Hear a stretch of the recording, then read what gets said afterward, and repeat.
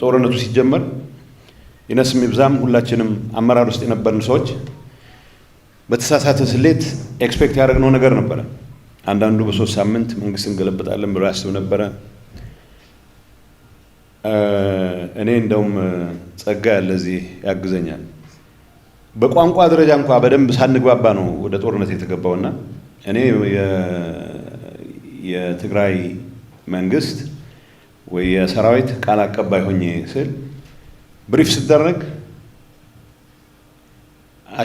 ሊትራሊ አማሐሽና ማለት በአማርኛ አሻሽለናል ማለት ነው። አሻሽለናል ሚል ሪፖርት ሲነገረኝ ገፍተናል አሸንፈናል ነበር የሚገባኝ። እኔ ኋላ ነው ከመቀሌ መውጣት እንዳለብን ሲነገረኝ ትንሽ ልንግባባ አልቻልንም። አሻሽለናል ልትሉኛል ነበር ወይ? ለካ ማፈግፈግ ነው ማሻሻል በዛን ሰዓት። በዛን ጊዜ ወጣቶች ትግራይ አመራሩ በምንም መልኩ ውለህ ግባ የሚያስብል አንድም ስራ አልሰራም። አንድ እጅ አለመስጠት ቁም ነገር ከሆነ እጅ አልሰጠንም እንደ ትልቅ ክሬዲት ሊቆጠር ይገባል የሚል እምነት አለኝ። ከዛ ውጭ በእኛ አመራር የተፈጠረን ቀውስ ለመቀልበስ ሲደረገ ጥረት ውስጥ በራሱ ፍቃድ በራሱ ወኔ በራሱ የተንቀሳቀሰ ወጣት ነው ቁም ነገር የሰራው።